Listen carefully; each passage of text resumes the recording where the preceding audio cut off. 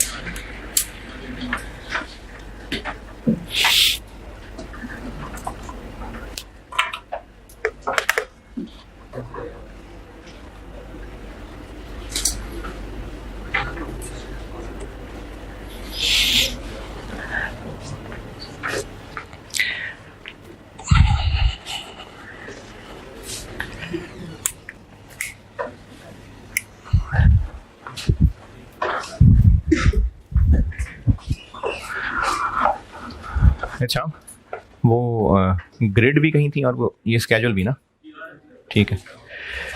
अच्छा, ये नोट मैंने कहा था पिछली क्लास में, ये FAR 1 में आपने बड़ा अच्छा तैयार किया हुआ था, पेपर में आया नहीं वैसे। तो ये FAR 2 में दोबारा से आएगा, बिल्कुल आ सकता है। एक तो ये जो स्केड्यूल है, ये कंपनी अकाउंट्स, बिल्कुल फाइनल अकाउंट्स एंड पे जाके चीज़ पढ़ानी है, वहाँ भी ये दोबारा टेस्ट हो सकता है। और दूसरा IS 38, उसमें इसी से मिलता जुलता स्केड्यूल बनता है। तो इसलिए हाँ, ये FAR 2 के लिए काम की चीज़ है। तो ये मैं आपको भी कॉपी भी दे रहा हूँ, और ये जो ऑनलाइन वाले बच्चे हैं आपके कोर्स में, ये मैंने फाइल रख दी है। इसके अलावा ये आप लोगों से ग्रुप में भी शेयर करवा ली। ये आपने हो सकता है किसी डिफरेंट फॉर्मेट से पढ़ा हो, किसी और से पढ़ा है। तो कुछ टीचर्स इसको ना नेट के ऊपर भी बनवाते हैं, यानी नेट बुक वैल्यू का opening balance, addition, disposal, depreciation. Market में ज़्यादातर ऐसे चलता है। ये एसेट का सेक्शन अलग, एक्यूमुलेटेड का सेक्शन अलग।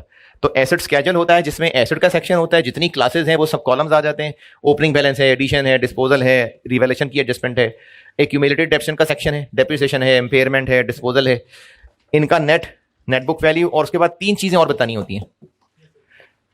मेथड, मेजरमेंट कॉस्ट मॉडल है कि रिवैल्यूएशन मॉडल है, और लाइफ और रेट बताना होता है। ये पूरा स्केड्यूल कंप्लीट होता है।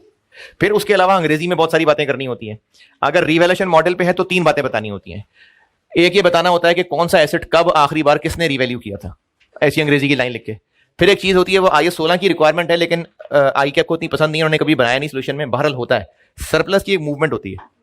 रिवैल्यूएशन सरप्लस की मूवमेंट होती है कि साल के शुरू में कितना था, साल के दौरान रिवैल्यूएशन कितनी हुई, कितना सरप्लस से रिटेन अर्निंग को ट्रांसफर हो गया, और कितना क्लोजिंग बैलेंस है। ये सरप्लस की मूवमेंट होती है।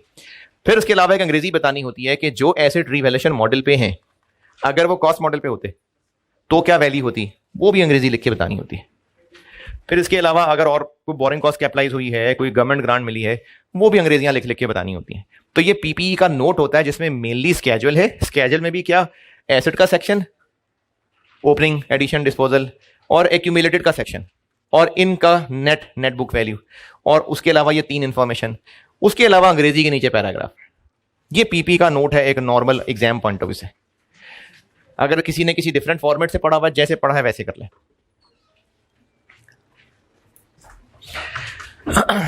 ये मैंने ये ऑनलाइन वाले बच्चों के कोर्स में भी रख दिया, और आप लोगों को ये कॉपीज भी दे दी। अच्छा जी, अब आते हैं FAR 2 पे। FAR 2 का जो सिलेबस है ना, ये तो खैर आपको FAR 1 देके तजुर्बा हुआ ही है। FAR 2 के पेपर में भी 2 सेक्शन है। 50 मार्क्स का सेक्शन A है, और 50 मार्क्स का सेक्शन B है।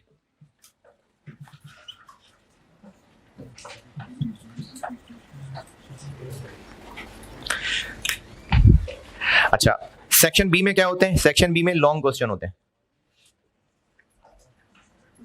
3 होंगे, 4 भी हो सकते हैं। 4 के चांस कम है, वैसे 3 ही होंगे long questions. 15 number, 18 number, 20 number. और जो सेक्शन A होता है, इसमें MCQs होते हैं और शॉर्ट क्वेश्चंस होते हैं। शॉर्ट क्वेश्चंस का मतलब है up to 10 marks. 8 number, 7 number, 6 number, 4 number, 9 number, 10 number. तो शॉर्ट क्वेश्चन होते हैं, MCQs होते हैं। ये सेक्शन A में होता है, और सेक्शन B के अंदर 3 बड़े सवाल होते हैं। जो सिलेबस ICAP ने दिया हुआ है, मैंने इसको ना समराइज करके ये ग्रिड्स में बांट दिया। आई कैप के सिलेबस में तो खैर जस्ट लाइनें लिखी हुई हैं, मैंने उनको टॉपिक के नाम दिए। तो ये 3 ग्रिड हैं और इनके मार्क्स से अंदाजा हो रहा है कि इसमें से एक सवाल तो पक्का है, लॉन्ग क्वेश्चन कंफर्म। एक लॉन्ग क्वेश्चन कंफर्म होता है, शॉर्ट भी हो सकता है, 2 लॉन्ग क्वेश्चन भी हो सकते हैं। 2 के चांस कम है वैसे, लेकिन 15-16 नंबर के 2 हो सकते हैं। एक लॉन्ग क्वेश्चन इसमें से कंफर्म होता है और वो कंसोलिडेशन वाला होता है। इसमें से एक लॉन्ग क्वेश्चन और एक शॉर्ट क्वेश्चन, या इवन के 2-3 शॉर्ट क्वेश्चन भी हो सकते हैं। ये बड़ा ग्रिड है सबसे।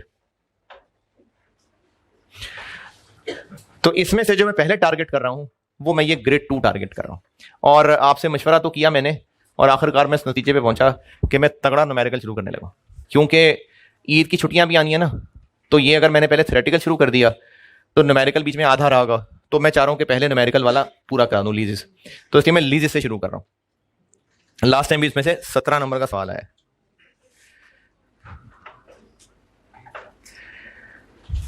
हाँ 17 नंबर।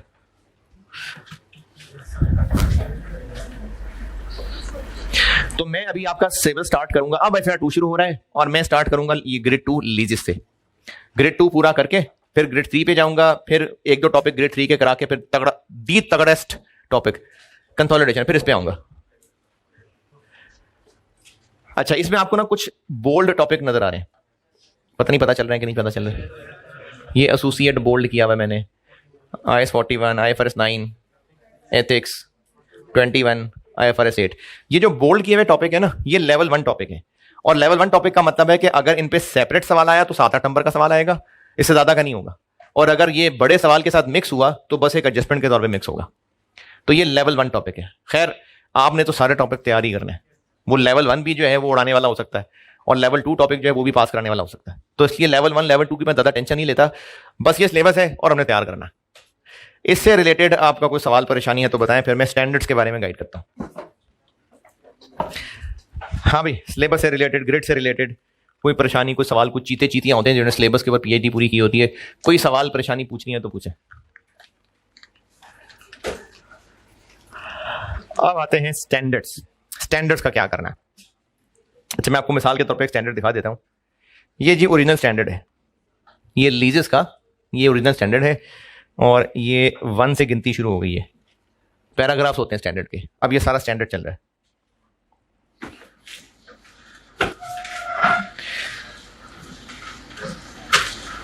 बल्कि ये भी स्टैंडर्ड का हिस्सा ही है, बस यहां तक। अच्छा जी, अब ये स्टैंडर्ड्स हैं। तो FAR 2 के स्टूडेंट ने क्या करना है? मैंने आपको जो पढ़ाना है ना, उसमें 2 टॉपिक्स के अलावा एक ये एथिक्स और एक ये कंपनीज एक्ट, इन 2 के अलावा बाकी सब स्टैंडर्ड्स हैं। ये सारे स्टैंडर्ड लिखे हुए हैं, यानी आपके सिलेबस में स्टैंडर्ड्स हैं। मैंने करना क्या है? मैंने करना है इनको आपको ना लिखवाना है। कुछ टॉपिक्स हैं जिनके नोट्स दूंगा, एक कंसोलिडेशन और एक ये IFRS 15। इसके नोट्स इसलिए दूंगा क्योंकि इनमें बहुत सारी प्रैक्टिस करानी है, कुछ 50-50 सवाल तक कराने, इसलिए इनके नोट्स लिखवाने में मैं टाइम नहीं लगाऊंगा। जबकि जो बाकी स्टैंडर्ड्स हैं वो मैंने आपको सब डिक्टेट करवाने हैं, बोर्ड पे लिखा करूंगा, जबानी बताया करूंगा, और फायदा होगा उसका। जो सुस्ती के मारे जिसको मौत पड़ती हो वो कर ले, फिर भी है लिख ले, उसका फायदा होगा। अब वो क्या होगा? नोट्स की आपके लेवल पे आके समरी, कुछ शाखें, कुछ दरख्त, कुछ टेबल, इस तरह से ना उसमें भी बीच अपनी तरफ से एग्जाम नोट भी, अपनी तरफ से नसीहतें भी, कुछ उर्दू में, कुछ इंग्लिश में। ये सारा है जो मैं आपके स्टैंडर्ड से आपके नोट्स बनवा रहा हूँ। उनको अच्छी तरह याद कर लें, सफिशिएंट प्रैक्टिस कर लें, हो जाएगा इंशाल्लाह पेपर पास। क्या स्टैंडर्ड ओरिजिनली पढ़ना जरूरी है? मैं उसके पॉसिबल फायदे बता देता हूं, फिर आपने अपना खुद फैसला करना है। पॉसिबल फायदा बताता हूं। एक पॉसिबल फायदा स्टैंडर्ड का ये है कि आप पेपर में बैठे हैं और MCQ सॉल्व करने लगे। अच्छा, अब MCQs क्या स्टैंडर्ड पढ़े बगैर नहीं हो सकते? बिल्कुल हो सकते हैं। जैसे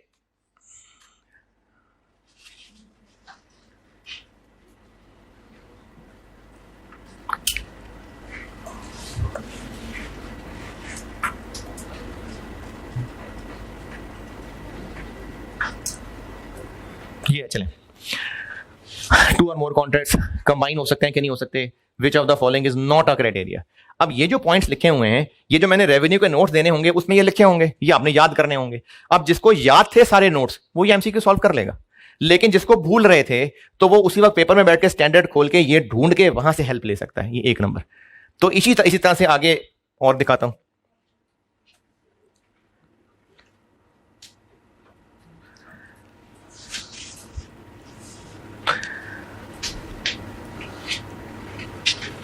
ये which of the following are adjusting events.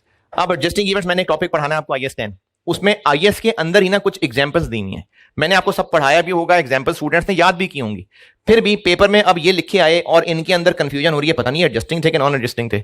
तो वहां पर IS खोलें, लिस्ट देखें, उनमें ढूंढ के यहां आंसर कर सकते हैं। तो पॉसिबल फायदा ये हो सकता है, शॉर्ट क्वेश्चन में भी क्या MCQs में फायदा हो सकता है, लेकिन क्या ऐसा होगा कि आप क्वेश्चन पेपर को स्टैंडर्ड में डालेंगे, हिलाएंगे, नीचे से स्टैंडर्ड सॉल्व होकर निकल आएगा? नहीं। पेपर में खोलेंगे कब? जब पहले जिंदगी में कभी खोल के पढ़ा होगा। तो अगर कोई पेपर में स्टैंडर्ड ले जाना चाहता है तो उससे पहले उसने पढ़ा होगा, तो स्टैंडर्ड ले जाने का फायदा होगा। अच्छा, पॉसिबल फायदा क्या है वो आपको बता दिया, ये पॉसिबल फायदे हो सकते हैं। कोई डेफिनेशन MCQ में आ गई, जैसे ये डेफिनेशन आ गई, ये which two of the following are not included in the definition of control। अब इस तरह की चीजें हैं जो बाज़ औक़ात क्लासेस में उस तरह से नहीं डिस्कस हुई होती, जैसे कई चीजों की डेफिनेशन है उनके ऊपर उस तरह से नहीं ध्यान दिया होगा, पूछ लिया उसने MCQ के अंदर।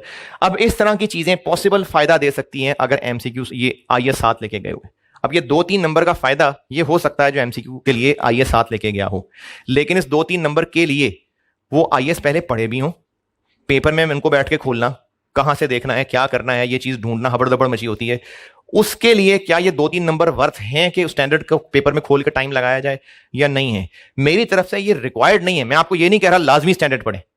कुछ बच्चे मार्केट में वो बाकी टीचर्स की बात कोट करते हैं, जैसे लास्ट टाइम भी ना कोई बच्चे ग्रुप में कहते थे, जो वो टीचर हैं वो तो कहते हैं लाजमी स्टैंडर्ड पढ़ना है।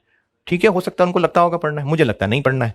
फिर भी मैं आपको पॉसिबल फायदे बता रहा हूं। तो पॉसिबल फायदा ये है कि MCQs में हेल्प हो सकती है, लेकिन ये पॉसिबल फायदा भी तब होगा जब पहले कभी स्टैंडर्ड पढ़ा होगा।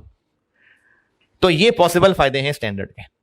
अब इसमें आपने अगर कोई पढ़ना चाहे अगर, तो उसके लिए भी मेरी नसीहत ये है, कितने के आते हैं स्टैंडर्ड पता है? 3, 3.5 नहीं 5,000 के तो नहीं, कैफ के लिए सुना है अलग है कोई, 3,500, 3,500 रुपए इन पॉसिबल 1-2 नंबरों के लिए अगर खरीदने हैं। मैं नहीं कह रहा कि खबरदार जो पढ़े, तो अगर आप पढ़ना चाहें जरूर पढ़े। मैं ये नहीं कह रहा कि स्टैंडर्ड नहीं पढ़ेंगे तो पास नहीं होगा, नहीं, मैं स्टैंडर्ड आपको सारे नोट्स इस वजह से लिखवा रहा हूं कि पास क्या गोल्ड मेडल वाले भी हो सकते हैं। फिर भी कुछ लोगों को जो होता है कि नहीं स्टैंडर्ड पढ़ना है, तो एक पॉसिबल फायदा ये है कोई MCQ क्लिक कर सकता है। अच्छा, इसका मतलब ये नहीं कि स्टैंडर्ड नहीं पढ़ा होगा तो उनको समझ नहीं आएंगे, नहीं, इनमें कुछ MCQs ऐसे भी होंगे जो कॉन्सेप्ट की बेस पे खुद ही जोड़ तोड़ भी इंसान कर लेगा। तो ऐसा नहीं है कि MCQs IS के बगैर हो ही नहीं सकते, बिल्कुल हो सकते हैं। पॉसिबल फायदा बताएं, एक पॉसिबल फायदा ये है, और दूसरा पॉसिबल फायदा ये है कि जब मैंने एक टॉपिक पूरा खत्म करवा दिया विद प्रैक्टिस कंप्लीट, फिर स्टूडेंट ने IS पढ़ा, अब जो पढ़ाया था और उसको IS पढ़ के उसमें से वो चीजें समझ आई, तो कॉन्फिडेंस बढ़ जाएगा। वो कहेगा कि मैंने ओरिजिनल IS भी पढ़ लिया सारा, मुझे ओरिजिनल IS भी सारा समझ आ गया, उससे कॉन्फिडेंस बढ़ जाएगा। ये दूसरा पॉसिबल फायदा है। तो अगर आप में से कोई ये फायदा लेना चाहे, लेकिन not at the cost of other papers, ये नहीं है कि स्टैंडर्ड पढ़ पढ़ के उस पर PhD कर ली और साथ लॉ ऑडिट था वो रह गए, वो अगली दफा से ही। जो पेपर पढ़ने हैं उनका बैलेंस खराब किए बगैर स्टैंडर्ड पढ़ना है, जरूर पढ़े। फिर भी एक और ट्राई, खरीदने से पहले 3,500 रुपए लगाने से पहले मैं किया ये करूंगा कि हर टॉपिक कराने के बाद ना उसका ओरिजिनल IS आपसे शेयर कर लूंगा। जैसे ऑनलाइन वालों को तो मैंने अभी से दे दिया, आप लोगों को भी ना जब IS पढ़ा दूंगा, जैसे लीजिस कराऊंगा, लीजिस खत्म, अब आपसे ग्रुप में शेयर कर लिया, पढ़ के देख ले, अगर लगा के फायदा है फिर खर्चो ना 3,500, वरना क्या करने अब्बा के पैसे खर्च करके। तो इसलिए IS से रिलेटेड मैंने आपको बता दिया पॉसिबल फायदे, MCQs में काम आ सकता है, और कोई चीज अगर भूल रही है या कॉन्फिडेंस बढ़ाने के लिए तो फायदा हो सकता है, बस उसके अलावा कोई खास जरूरत नहीं है आपको IFRS की। अच्छा हाँ, इस पे वो स्टिकी नोट्स लगा सकते हैं, वैसे किसी ने उसमें लिखना हो, बूटियां बनानी हो, वो उसके अपने ऊपर है, अलाउड नहीं है। अच्छा जी, IS से रिलेटेड आप बताएं जिसने जो सवाल पूछना है, क्या IFRS पढ़ने हैं, नहीं पढ़ने हैं, क्यों पढ़ने हैं, कितने पढ़ने हैं? IS से रिलेटेड किसी की कोई कंफ्यूजन? ओरिजिनल IS से रिलेटेड किसी का कोई सवाल?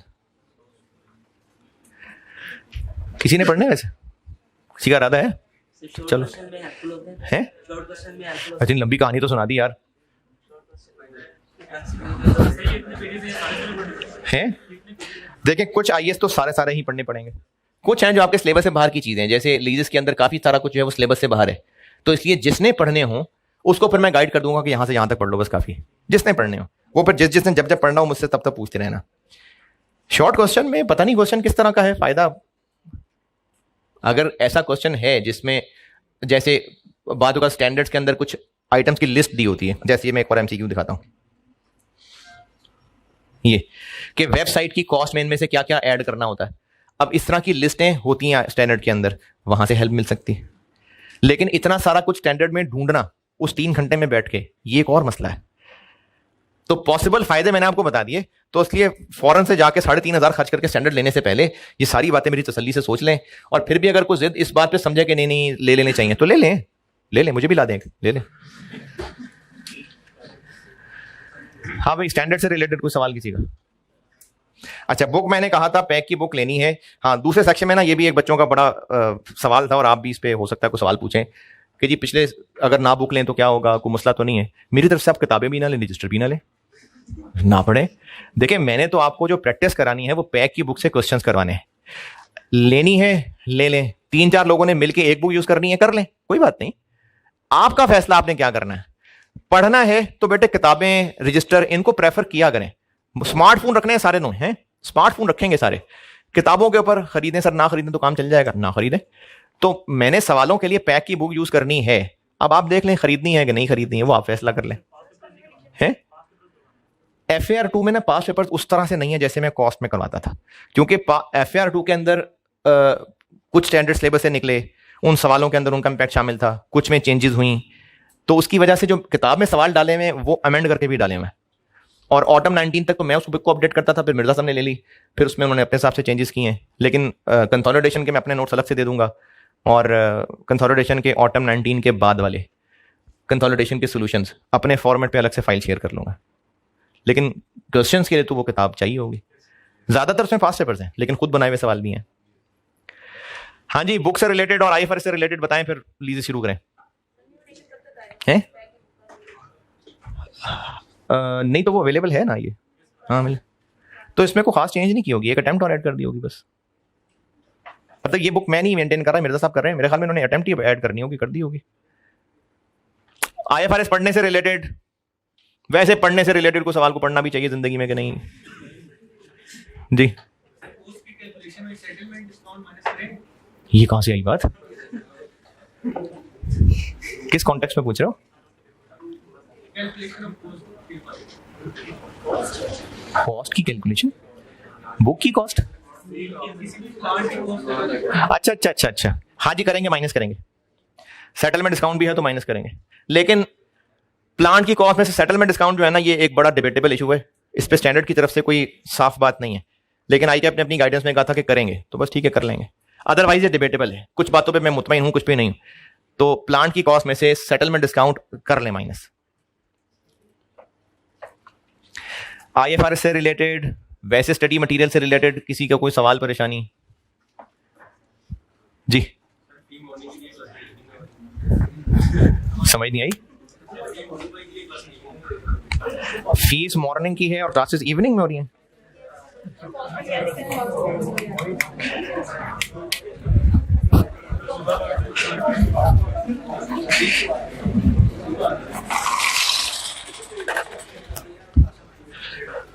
नहीं तो आपसे ये फीस मॉर्निंग इवनिंग क्या के लिए है? मतलब ये कहा है कि ये मॉर्निंग का सेशन है, ये इवनिंग का सेशन है, ऐसी बात हुई है?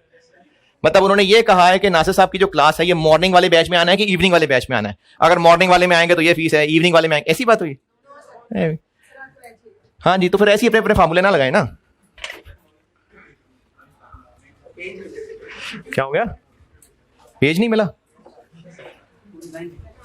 पेज वो जो बांटे थे भी देखो, एंड पे बचे तो नहीं हुए कोई? ये आगे कर दें यार फॉरवर्ड, उधर पीछे मिल गए सबको? 2 पेजेस होंगे, देखें 2 पेजेस होंगे, ग्रिड का है और एक स्केड्यूल है। नहीं 2 हैं ये, जिनके पास बचे में वो आगे पीछे कर देना ट्रांसफर। एक ग्रिड वाला पेज होगा और एक PPE के नोट वाला पेज होगा, तो होगा ना यार, इधर पूछ लो ना, आगे पीछे पता कर लो। है जिनके पास है वो बाकी उम्मत में फैला दें।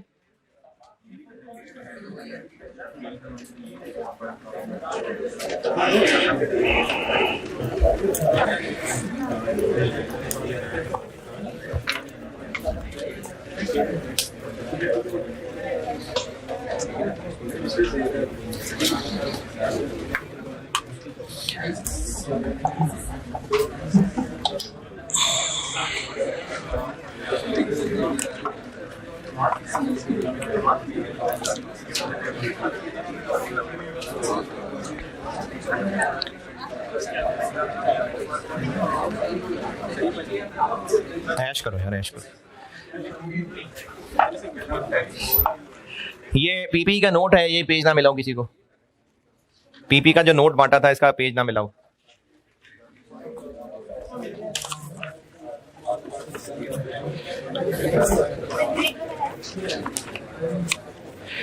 अच्छा, ये ग्रिड वाले पेजेस भी हैं, भी ये ना मिले किसी को।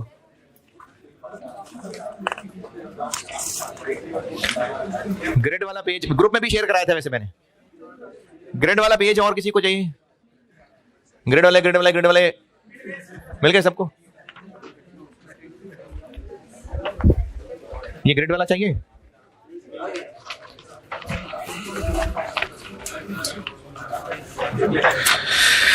चलो भाई बिस्मिल्लाह।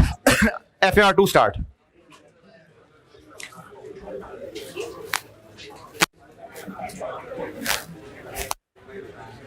लीजेस शदीद किस्म का न्यूमेरिकल है ये।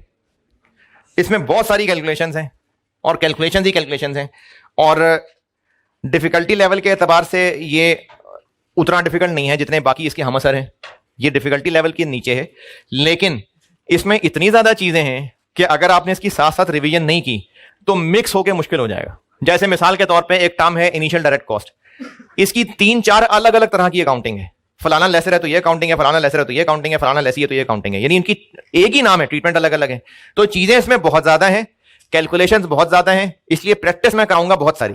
आपसे गुजारिश ये है कि इसको ना साथ साथ रिवाइज करते चलना। इसके हम 10वें लेक्चर पे भी हैं, तो आपने 10वें लेक्चर से पहले पूरे 9 लेक्चर अच्छे नोट्स रिवाइज किए हो। साथ साथ चलते रहे, रोज रिवाइज करते हुए आए, तो फिर ये पूरे नंबर देने वाला टॉपिक है।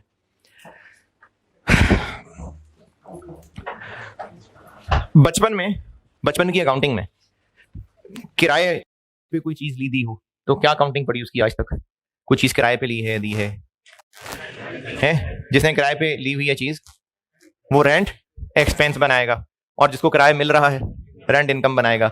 एक रूरल कॉन्सेप्ट भी होता है इसमें कुछ, वो क्या होता है? प्रीपेड रेंट हो सकता है, रेंट पेएबल हो सकता है। इसी तरह अगर रेंट लेने वाले के पॉइंट ऑफ व्यू से बात करें तो एडवांस रेंट हो सकता है, रेंट रिसीवेबल हो सकता है। सही है। लीज क्या है? ये जो रेंट था ना, अब इसकी एक बड़ी एडवांस कॉम्प्लिकेटेड शक्ल है लीज। बिल्कुल कच्चे लेवल पे देखें वही जो किराए पे चीज होती थी, लेकिन अब इसको और फॉर्मली एक टॉपिक है लीजेस। इसमें लीज से स्टार्ट करता हूं कि लीज क्या होती है। हेडिंग दे देना लीज। अच्छा, इसमें न्यूमेरिकल है बहुत ज्यादा, लेकिन उस न्यूमेरिकल के लिए छोटी छोटी चीजें बहुत सारी हैं। मैं कोशिश पूरी करूंगा पूरे FAR2 में ही वैसे कि मैं बहुत स्ट्रक्चर्ड पढ़ाऊं, इसके भी नोट स्ट्रक्चर्ड बनाऊंगा, लेकिन बेटे इसमें रिवीजन साथ साथ बहुत जरूरी है, क्योंकि बहुत सारी चीजें इसके अंदर, बहुत सारी कैलकुलेशंस हैं, बहुत सारी कैलकुलेशंस हैं।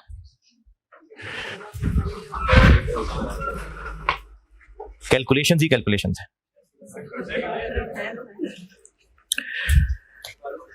कैलकुलेशंस बहुत है इसमें,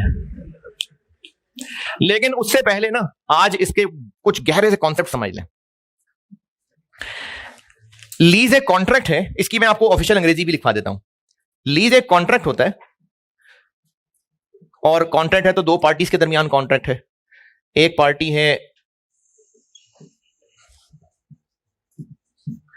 उसको कहते हैं लेसोर, या उर्दू में बोला तो लेसर, और दूसरी पार्टी को कहते हैं लेसी। लेसर और लेसी। अब इन दो पार्टीज के दरमियान कॉन्ट्रैक्ट है। कॉन्ट्रैक्ट किस बात का है? कॉन्ट्रैक्ट इस बात का है कि इसका एसेट है, ये एसेट इसको देगा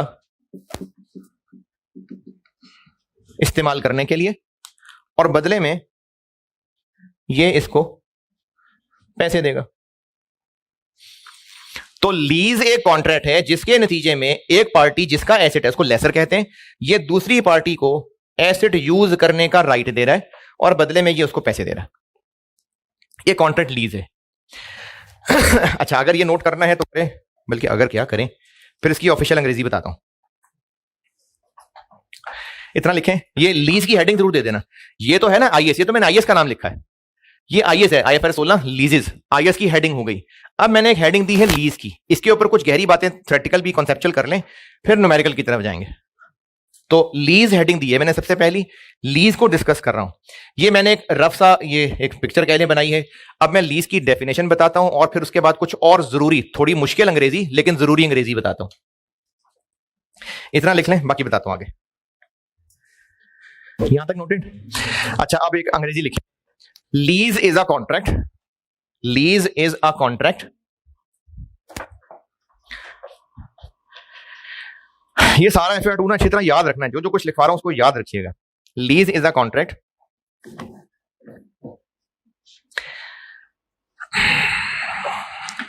दैट कन्वेज, कन्वे करना, देना, convey, that conveys the right to use an asset. यानी लीज एक ऐसा कॉन्ट्रैक्ट है जिसके नतीजे में एसेट यूज करने का राइट दिया जा रहा है। अंग्रेजी दोबारा, lease is a contract that conveys the right to use an asset. अच्छा, इस एसेट के लिए ना बाद में ये नाम मैंने इस्तेमाल करना है, इसलिए एसेट के साथ आप ब्रैकेट में लिख लीजिएगा अंडरलाइंग एसेट, अंडरलाइंग एसेट। यानी आगे जब इसकी अकाउंटिंग पढ़ाते हुए मैं कहीं अंडरलाइंग एसेट लिखूं ना, तो इसका मतलब होगा वो एसेट जो लीज पे दिया हुआ है उसको अंडरलाइंग एसेट कहते हैं।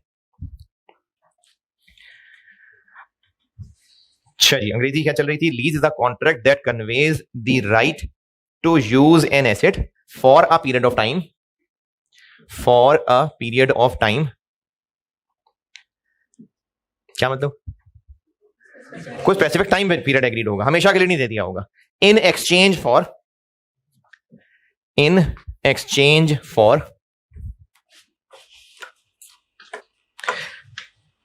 कंसिडरेशन। अच्छा, इन एक्सचेंज फॉर कैश नहीं जरूरी है, ये तो मैंने वैसे कैश लिख दिया। कंसिडरेशन कोई और हो सकता है, वो उसको बदले में कोई गुड्स देना शुरू कर दे, एनी अदर एसेट भी हो सकता है। इन शॉर्ट, लेसर का एसेट है, वो लेसी को यूज करने के लिए दे रहा है कुछ एग्रीड पीरियड के लिए, और बदले में ये उसको कुछ कोई पेमेंट कर रहा है। कैश पेमेंट भी हो सकती है, बदले में गुड भी सप्लाई कर सकता है, तो ये कॉन्ट्रैक्ट लीज है।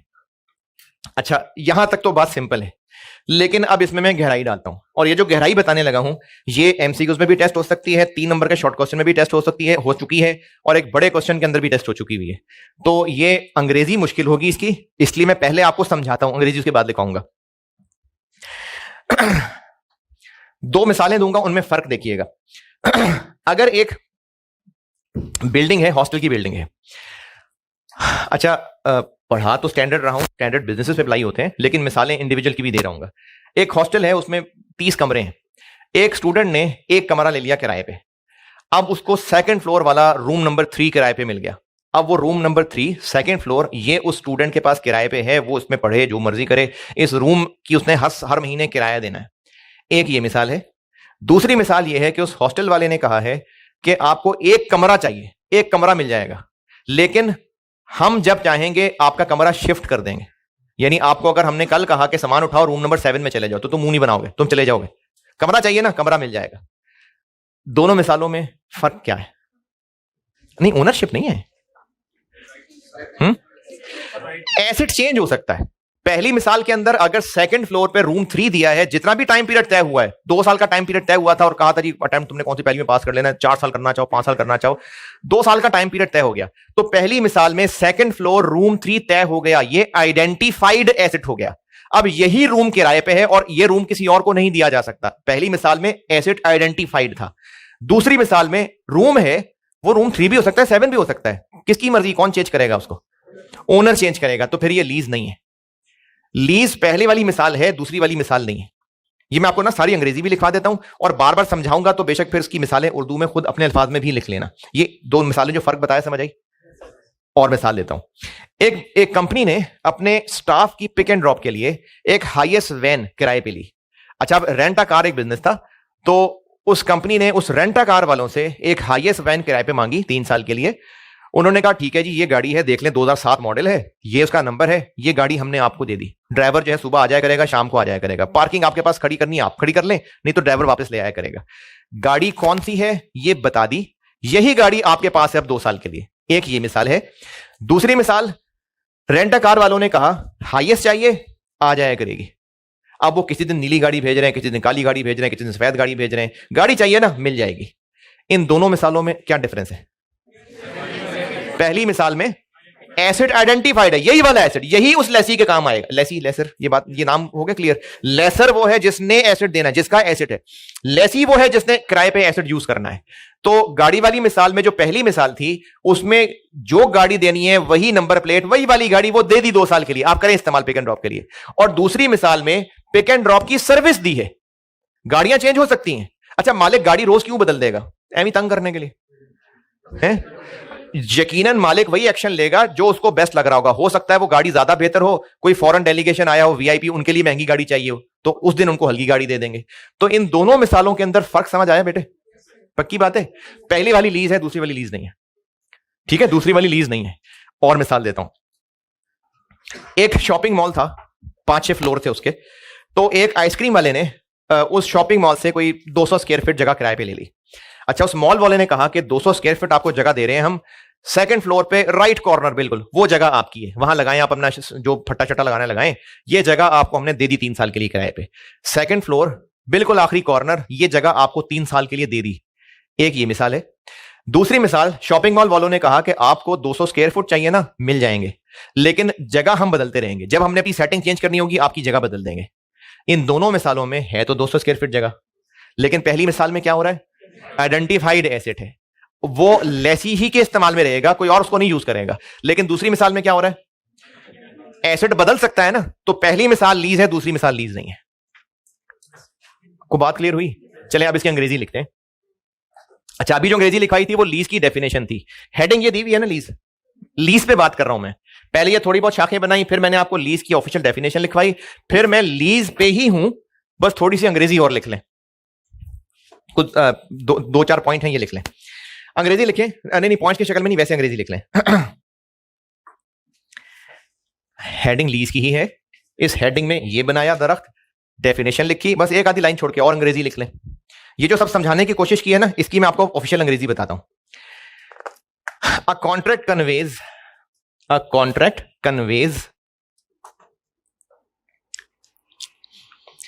The right to control. ये अंग्रेजी बेटे याद भी करनी है, ये सारी अंग्रेजियां याद भी करनी है।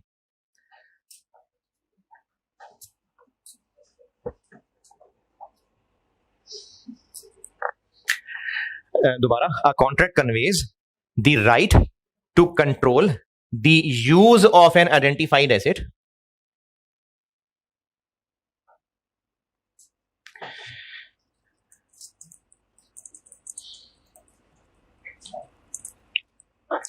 for a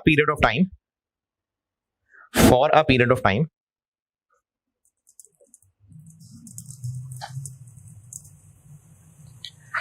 if the customer has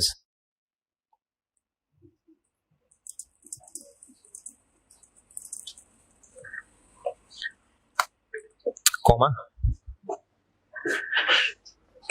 की स्पेलिंग मैंने बोला ना, कॉमा लगाने को कह रहा हूं, कॉमा। throughout the period,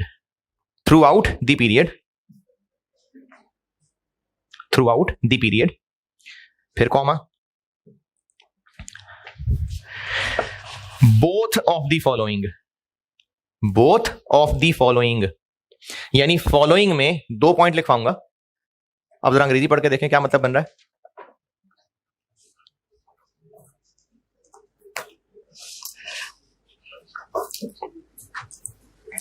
चले, जिनको कोई मतलब समझ नहीं आ रहा और मिसाल देता हूं। ये बिल्डिंग वैसे तो पैक की ओन्ड है, लेकिन मिसाल ले लेते हैं कि किराए पे है। अगर बिल्डिंग ये पैक वालों ने किराए पे ले ली तो स्कोप तो डिफाइन होगा, यानी ये तो तय होगा कि यहां पर कॉलेज बनाना है। पता लगे बाद में वो घोड़ों का अस्तबल बना ले, तो ये तो तय होगा कि कॉलेज बनना है, उसी बेस पे मालिक ने जगह दी होगी। लेकिन एक बार ये तय हो गया कि यहां सीए का कॉलेज रन करना है, अब ये फैसला कि इस रूम में क्लास पढ़ानी है, लाइब्रेरी बनानी है, ये मालिक बताएगा? नहीं, पैक का डिसीजन है। पैक वालों को उन्होंने ये जगह दे दी और स्कोप डिफाइन हो गया कि यहां पर क्या क्या करना है, क्या नहीं करना है, सब मोटी मोटी बातें तय हो गई। अब ये पैक वालों की मर्जी है कि इसको कैसे यूज करना है। इस मर्जी को ये पहली अंग्रेजी की लाइन में बताया हुआ है कि ये जो लीज है, इसके नतीजे में राइट कन्वे तभी होगा if customer has both of the following, और शुरू में नहीं, कब? Through out the period. Following के बाद 2 पॉइंट्स बताऊंगा, 2 राइट्स हैं आप कह लें। तो इस बात का मतलब यह है कि अगर ये दोनों के दोनों राइट्स कस्टमर के पास सारा वक्त मौजूद रहे तो ये लीज है। समझ आ रही बात? अब वो बोथ क्या है? Number 1, both of the following में number 1, the right to obtain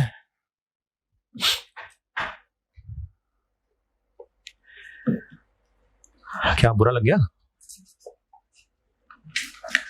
The right to obtain substantially all, point number 1 repeat कर रहा हूं, the right to obtain substantially all of the economic benefits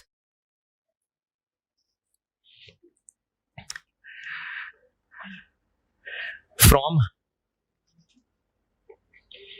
use of the identified asset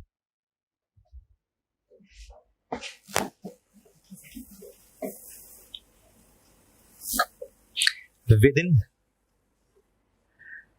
the defined scope of contract,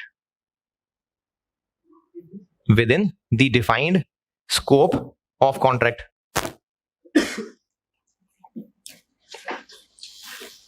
और दूसरा point यानी both of the following में दूसरा, the right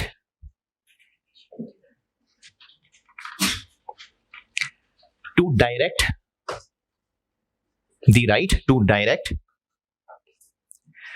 the use of the identified asset, the right to direct the use of the identified asset। अच्छा, ये college वाली मिसाल दोबारा बताता हूं। वैसे तो ये ओन्ड है, मिसाल दे रहा हूं कि अगर किराए पे है, पैक वालों ने बिल्डिंग किराए पे ले ली। अब जिससे किराए पे ली उससे स्कोप तो तय हुआ कि यहां पर जो है वो सीए का कॉलेज रन करना है, इतना तो तय हुआ होगा। लेकिन उसके बाद किस रूम का क्या इस्तेमाल करना है, किसमें कैंटीन बनानी है, किसमें लाइब्रेरी बनानी है, ये किसने डिसाइड करना है? पैक ने ना। ये दूसरे पॉइंट का मतलब है, right to direct the use. ये पैक ने डिसाइड करना है कि किसका क्या यूज करना है। अच्छा, अब इस बिल्डिंग को अगर 10 साल के लिए किराए पे ले लिया तो इस बिल्डिंग से क्या फायदा लिया जा सकता है? 4 दीवारी है, छत है, यूज कर सकते हैं। तो पैक वो यूज कर सकता है, जो इससे फायदे लिए जा सकते हैं पैक यूज कर सकता है। ये पहले पॉइंट का मतलब है। यानी इस सारी अंग्रेजी का कंक्लूजन ये है कि लीज पे कोई एसेट दिया हो, वो लीज तब है अगर डिफाइंड स्कोप के तहत आइडेंटिफाइड एसेट लेसी के हवाले कर दिया। अब वो मर्जी है जैसे इस्तेमाल करे। समझ आई बात? तो लीज में जरूरी होता है कि आइडेंटिफाइड एसेट हो जो लेसी के हवाले किया हो, और लेसी के पास अब राइट है कि वो उसको कैसे यूज करेगा। और मिसाल देता हूं, एक ट्रिप जाना था ऑफिस के लोगों को लेके, तो उसके लिए एक कोस्टर अरेंज की। अब कोस्टर से तय हो गया कि हमने मरी लेके जाना है और 4 दिन हमने कोस्टर रखनी है, रस्ते में देखेंगे रुकना होगा तो। अब वो जो कोस्टर 4 दिन के लिए किराए पे ली, ड्राइवर बेशक उन कोस्टर वालों का था। अब रस्ते में गुजरात में अगर खाला के घर रुकना है तो भी रुक जाए, मर्जी है हमारी। 4 दिन के लिए कोस्टर हमारी है। अब चाहे हम उसको रुक रुक के मरी पहुंचाएं, चाहे पहले दिन मरी जाके वहीं पे खड़ा कर लें, चाहे उसको घुमाते फिराते रहें, पेट्रोल हमने डालना है, 4 दिन का किराया देना है। एक मिसाल। दूसरी मिसाल, यहां से कोस्टर जा रही थी सीधी मरी, वहां पे 15 टिकटें बुक कराई और उस कोस्टर में सवारियां बिठा दी। अब रस्ते में खाला के घर रोकेगा वो हमारे हैं? कोस्टर को कहां कैसे इस्तेमाल करना है कौन फैसला करेगा? वो कोस्टर वाला फैसला करेगा। तो दूसरी मिसाल लीज की नहीं है, पहली मिसाल लीज की है। तो जो एसेट लिया जा रहा है, पहली बात कि वो आइडेंटिफाइड है, एसेट नहीं बार बार बदला जाएगा। और वो लेसी के हवाले कर, लेसी कौन? जिसने एसेट इस्तेमाल करना है, लेसी के हवाले कर दिया। अब लेसी की मर्जी चलेगी एसेट कैसे यूज होना है, तो ये लीज है। ओके। अच्छा, अब ये वाली अंग्रेजी तो हो गई पूरी जो मैंने लिखवानी शुरू की थी कि contract conveys the right to use अगर बोथ ऑफ द फॉलोइंग। अब एक लाइन छोड़ के और अंग्रेजी लिखें जिसको आप एक्सेप्शन कह सकते हैं, लेकिन ना कहें एक्सेप्शन। एक्सेप्शन नहीं कहना, वैसे समझाने के लिए बोल रहा हूं कि वो एक्सेप्शन हो सकती है, बल्कि एक्सेप्शन का वर्ड सही नहीं है। वो एक कह लें कि एक लिमिटेशन हो सकती है कि अगर ये हो गया तो लीज नहीं है। तो एक लाइन छोड़ के वैसी अंग्रेजी और लिखें। लीज की हेडिंग दी, ये शाखें बनाई, ऑफिशियल डेफिनेशन लिखी, फिर ये सारी अंग्रेजी लिखी, फिर एक और अंग्रेजी बता रहा हूं। ये सारा कुछ मैं लीज की हेडिंग में बता रहा हूं। A customer does not have a customer does not have the right to use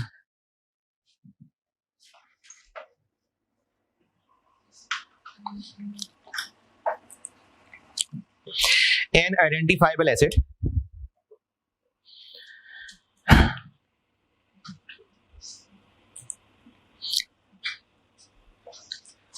if the supplier has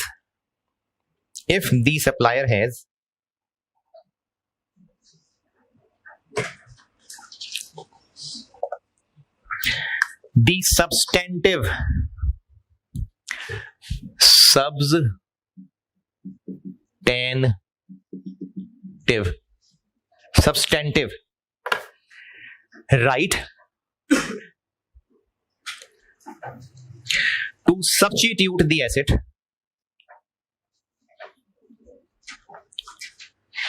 throughout the period of use. अंग्रेजी रिपीट कर रहा हूं.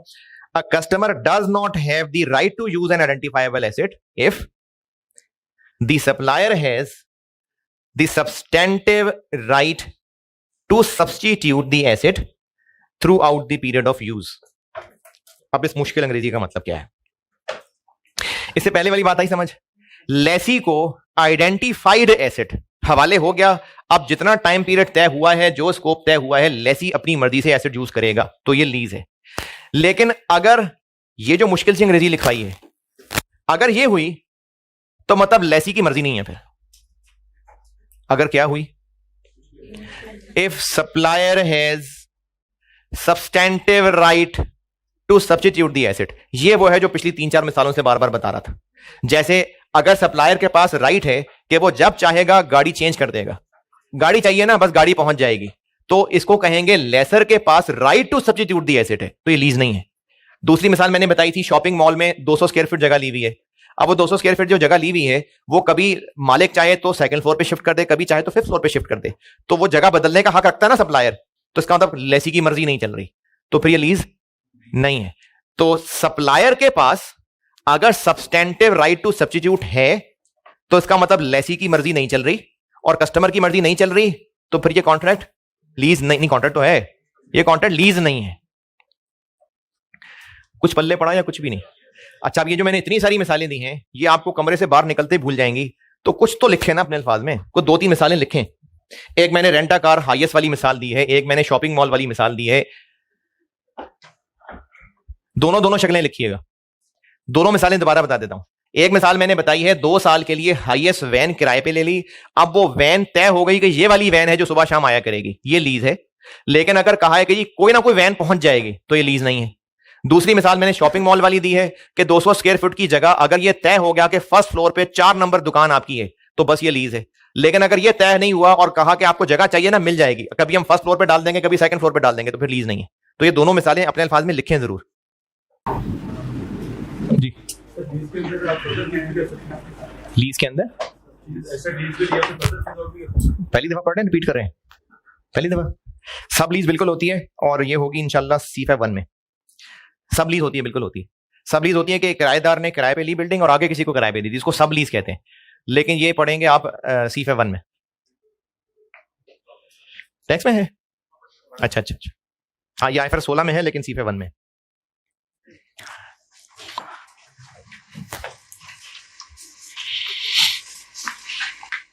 जल्दी जल्दी लिखें मिसालें, फिर एक एग्जाम नोट लिखाऊं.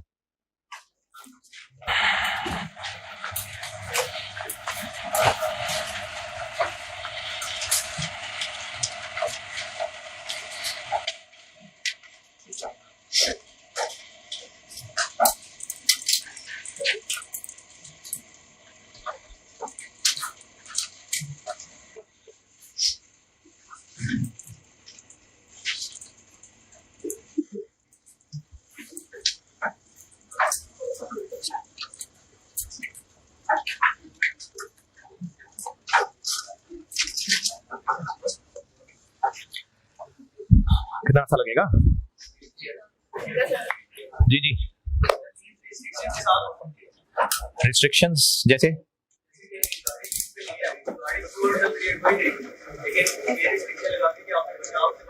हाँ हो सकता है. बिल्कुल हो सकता है, मतलब ये कंडीशंस देखो ना, with in the defined scope ना, तो बिल्कुल हो सकता है। पैक वालों ने ये बिल्डिंग किराए पे ले ली और वो कहें कि जी आप इसके साथ जो मर्जी करें, अब वो तोड़ के यहां पर प्लाजे बना लें, तो ये तो मालिक नहीं अलाउ करेगा। तो इसलिए रिस्ट्रिक्शंस बिल्कुल होंगी, स्कोप डिफाइन होगा। लेकिन जो स्कोप डिफाइन हो गया, अब उस डिफाइंड स्कोप के अंदर मालिक बार बार पंगे नहीं लेगा आके, अब लेसी की मर्जी जैसे वो इस्तेमाल करे। मिसालें लिखी, फर्क समझ आया कि नहीं? अच्छा, अब एग्जाम नोट अपने अल्फाज में खुद ही लिख लेना, उर्दू पंजाबी पश्तो जैसे मर्जी लिख लीजिएगा।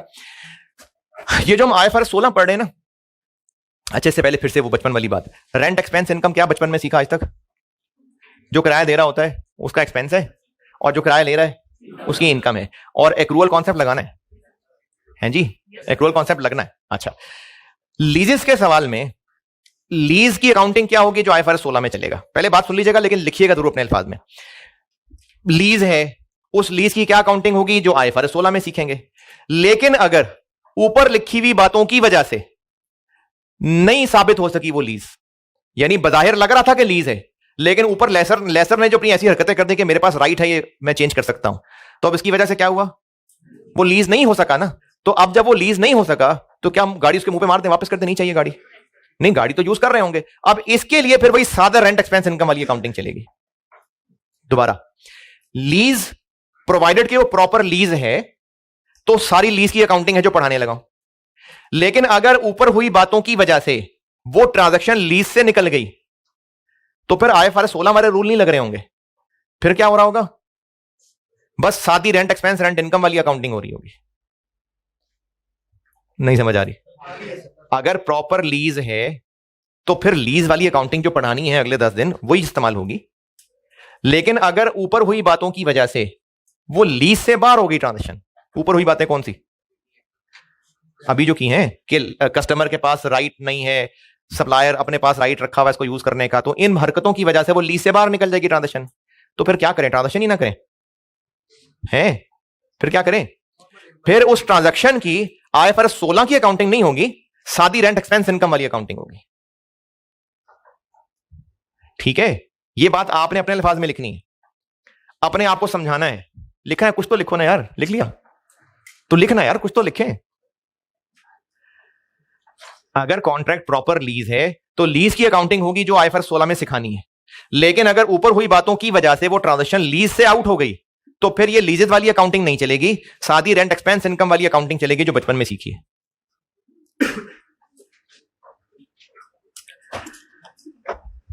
नहीं लिख रहे ना? नहीं लिखा? नहीं नहीं नहीं, आप पश्तो लिख लें, बस अपने आप के लिए लिखना है जो लिखना है।